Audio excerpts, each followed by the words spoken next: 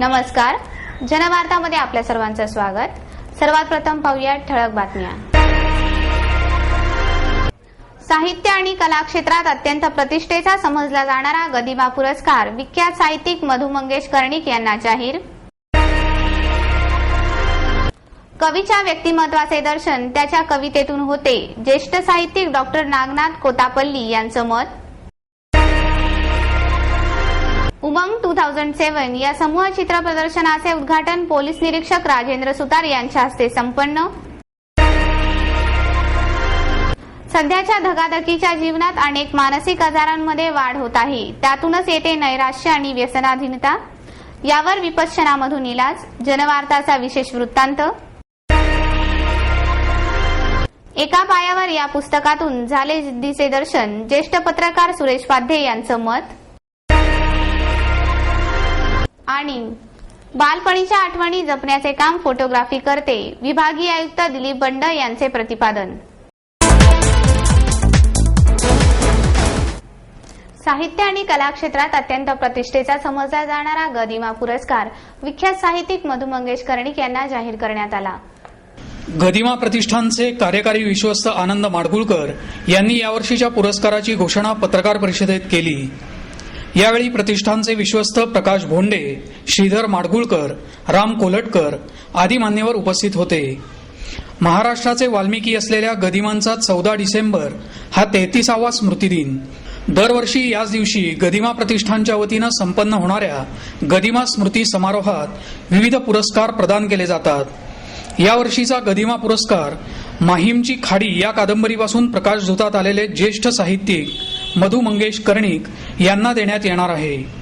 10,000 रुपये रोख, सन्मानपत्र आणि सन्मानचिन्ह असं या पुरस्काराचं स्वरूप आहे। गदिमांच्या पत्नी विद्याताई यांच्या स्मरणार्थ गेल्या 10 वर्षापासून गृहिणी सखी सचिव पुरस्कार प्रतिष्ठानच्या वतीनं देण्यात येतो।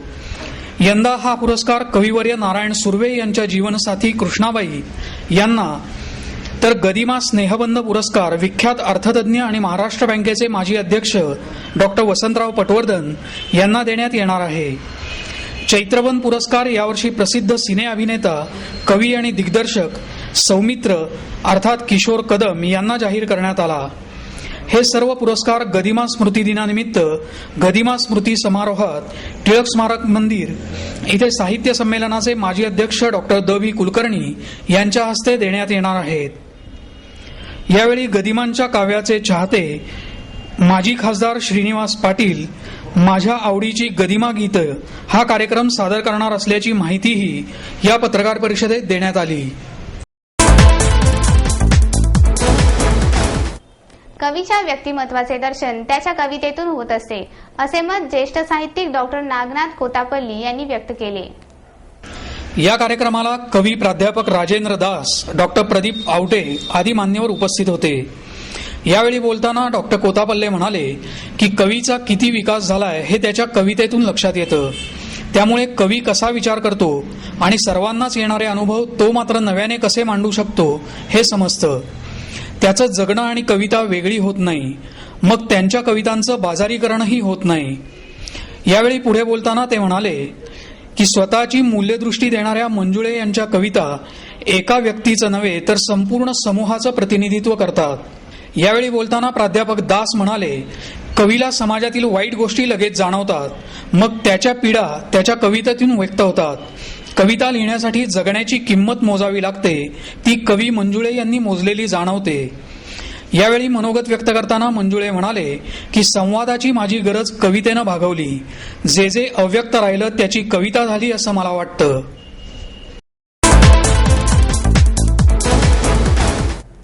उमंग 2010 या समूह चित्र प्रदर्शनाचे उद्घाटन पोलीस निरीक्षक राजेंद्र सुतार यांच्या हस्ते करण्यात आलं।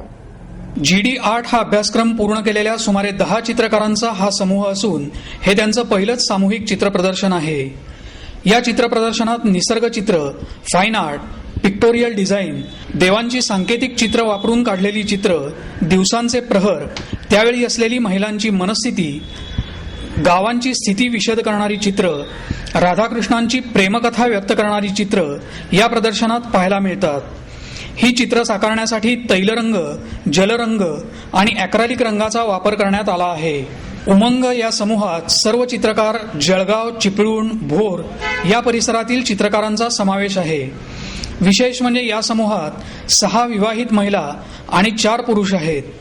या महिलांना कौटुंबिक पाठिंबा असल्यानेच त्या इथपर्यंत येऊन पोचल्या अशा भावना प्रत्येक जणच व्यक्त करतात. या प्रदर्शनाबाबत अधिक माहिती सांगताना चित्रकार दीपाली सागडे म्हणाल्या,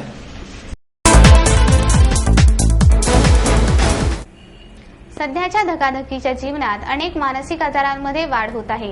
त्यातूनच नैराश्य आणि व्यसनाधीनता येते. यावर विपश्यना मार्फत इलाज केला जातो. पाहुयात जनवार्ताचा विशेष वृत्तांत.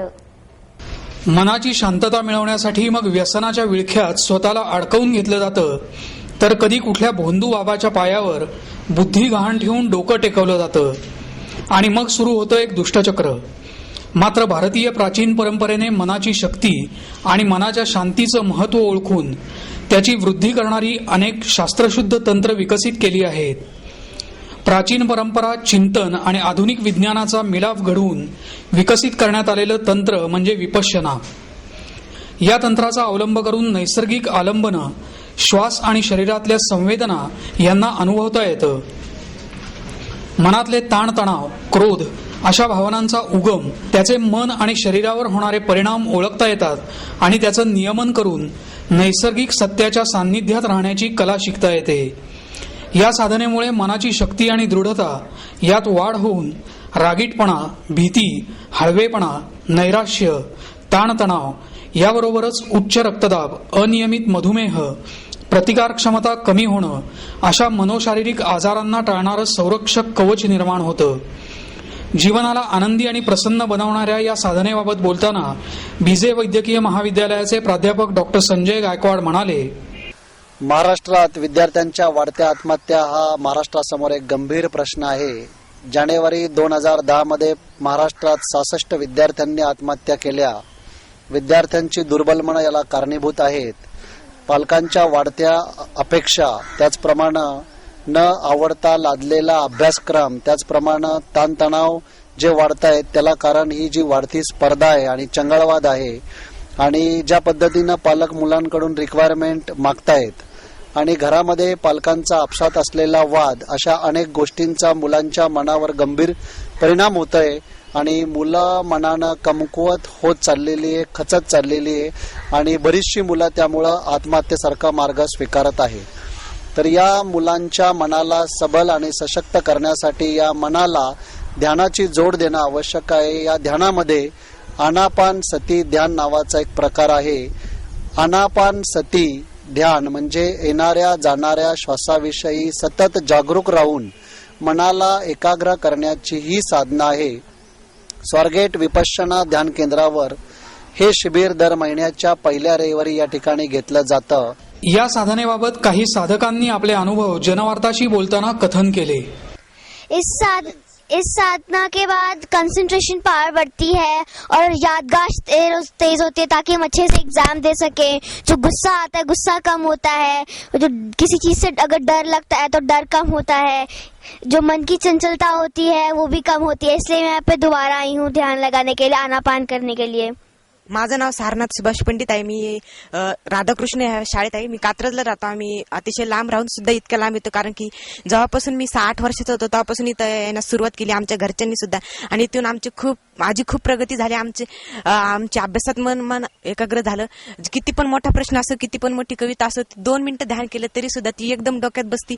आणि कितीही कोणताही पेपर असला तरी सुद्धा एकदम सोपा असा जातोच. आणि मला लहानपणापासून काही गोष्टीची खूप भीती वाटत, पण जेव्हापासून आम्ही मेडिटेशन करायला लागलो तेव्हापासून अजिबात भीती वाटत नाही. आमची सगळी फॅमिली इथं ध्यान करण्यास येते. आमच्या सर्वांना सर्वांवरती चांगले नियम लागलेले आहेत. इथे आल्यापासून आमच्यात शिस्त आलेली आहे आणि आल्यापासून खूपच फायदा झालेला आहे. आम्ही विपश्यना येतो प्रत्येक संडेला, प्रत्येक पहिल्या संडेला येतो आम्ही आणि इथं खूप चांगले असे नवीन मार्ग घेऊन जातो चांगले. आणि हा नवीन जीवनाचा नवीन मार्ग असा आहे. आणि विपश्यनेत आल्यापासून आमचे खूप फायदे झालेले आहेत. एका पायावर या पुस्तकातून अनोख्या जिद्दीचे दर्शन घडले, असे मत ज्येष्ठ पत्रकार सुरेशचंद्र पाध्ये यांनी व्यक्त केले. प्रतिमा प्रकाशनच्या वतीनं आरती शिदीड लिखित एका पायावर या पुस्तकाचं प्रकाशन ज्येष्ठ अस्थिरोग तज्ज्ञ डॉक्टर के एच संचेती यांच्या हस्ते करण्यात आलं. यावेळी पाध्ये बोलत होते. महाराष्ट्र साहित्य परिषदेचे कार्यवाह प्राध्यापक मिलिंद जोशी, सुरेश शिदीड आणि प्रकाशक अरुण पारगावकर यावेळी उपस्थित होते. यावेळी बोलताना पाध्ये पुढे म्हणाले की अपघातामध्ये पाय गमावलेल्या पतीला बरं करून त्याला जीवनात पुन्हा उभं करण्यासाठी कष्ट घेऊन आरती शिदीड यांनी खऱ्या अर्थाने आधुनिक सावित्रीची भूमिका बजावली आहे. या लेखनामध्ये माणुसकीचा झरा आहे. यावेळी बोलताना डॉक्टर संचेती म्हणाले की जीवनामध्ये सुख आणि दुःख याचा समतोल असतो. दुःखानं वाईट वाटून घ्यायचं नाही आणि सुखानं हुरळून जायचं नसतं. आत्मविश्वासाच्या बळावरच कोणत्याही कामामध्ये यश मिळतं. या लेखनामध्ये हृदयाची भाषा सामावली गेली आहे.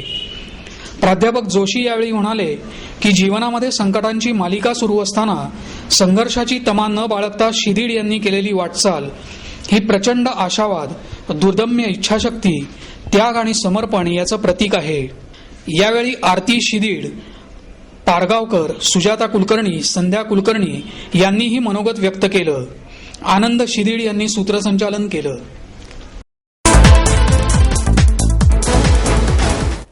बालपणीच्या आठवणी जपण्याचे काम फोटोग्राफी करते, असे प्रतिपादन विभागीय आयुक्त दिलीप बंड यांनी केले. छायाचित्रकार देवदत्त कशाळीकर यांच्या चॉकलेट या छायाचित्राच्या प्रदर्शनाचं उद्घाटन विभागीय आयुक्त दिलीप बंड यांच्या हस्ते करण्यात आलं. यावेळी महापौर योगेश बहल, आयुक्त आशिष शर्मा, स्थायी समिती अध्यक्ष प्रशांत शितोळे, बिग इंडिया ग्रुपच्या पौर्णिमा सेंगर, माजी महापौर मंगला कदम, नगरसेवक श्रीरंग बारणे, राजेंद्र साळुंके, हरिभाऊ तिकोने, सनदी अधिकारी संकेत भोंडवे आदी मान्यवर उपस्थित होते. यावेळी बोलताना विभागीय आयुक्त बंड यांनी देवदत्त कशाळीकर यांच्यासारख्या चांगल्या छायाचित्रकाला प्रोत्साहन देण्याचं काम महापौर आणि आयुक्तांनी करावं असं आवाहन केलं. महापौर योगेश बहल यावेळी बोलताना म्हणाले की छायाचित्रणाचा छंद हा महागडा छंद आहे. कोकणसारख्या निसर्गाच्या कुशीत जन्मलेल्या कशाळीकर यांनी हा छंद जपला आणि जोपासला ही कौतुकाची बाब आहे. आज घरोघरी प्रत्येकाकडे कॅमेरा आहे, पण नेमके कोणते क्षण टिपायचे ते आपल्याला कळत नाही. त्यासाठी छायाचित्रकाराची दृष्टी लागते. बालपण हे तर पुन्हा येत नाही, ते टिपण्याचा सुंदर प्रयत्न कशाळीकर यांनी केला असल्याचं महापौरांनी सांगितलं. कशाळीकर यांनी शहरात एक तरी आर्ट गॅलरी असावी या केलेल्या मागणीवर तात्काळ दखल घेत महापौर म्हणाले की पिंपरी चौकात अशी आर्ट गॅलरी उभारण्यात येईल. यावेळी बोलताना आयुक्त आशिष शर्मा म्हणाले की महापालिकेच्या कर्मचाऱ्यांकडे गुणवत्ता आहे. आमचे कर्मचारी ऑर्केस्ट्रात चमकतात. कशाळीकरांसारखे कर्मचारी चांगली छायाचित्र टिपतात.